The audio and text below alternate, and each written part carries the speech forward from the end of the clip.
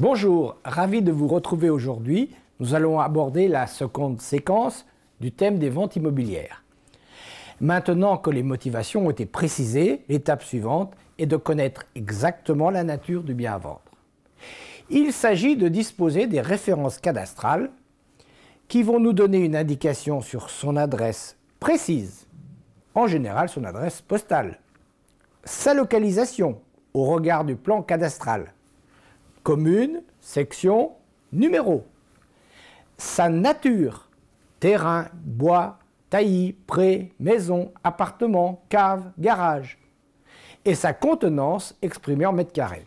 Il conviendra de rechercher les droits de propriété de la personne protégée. Est-elle propriétaire seule ou à plusieurs? Est-elle totalement propriétaire ou nue propriétaire ou usufruitière?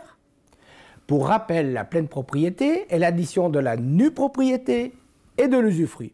L'usufruitier a le droit d'utiliser la chose et d'en percevoir les fruits. Il peut l'occuper, le louer, en percevoir les loyers. Plus l'âge de l'usufruitier est faible, plus la valeur de sa part est importante. Plus l'âge de l'usufruitier est élevé, plus la valeur de sa part est faible.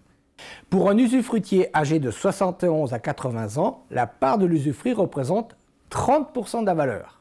La valeur de la nue propriété est donc de 70%. Pour connaître la propriété exacte de la part de la personne protégée, nous allons explorer les titres de propriété. En premier lieu, l'acte de vente antérieur. L'acte de vente est celui qui constate le transfert de propriété entre un ou des vendeurs et un ou des acheteurs. On peut aussi se référer aux éventuels actes de partage, de donation-partage.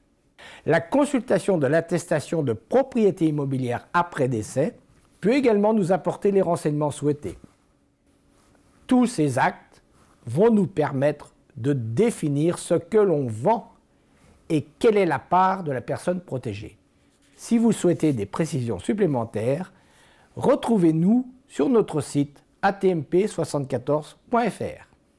À bientôt pour la séquence suivante consacrée à l'estimation.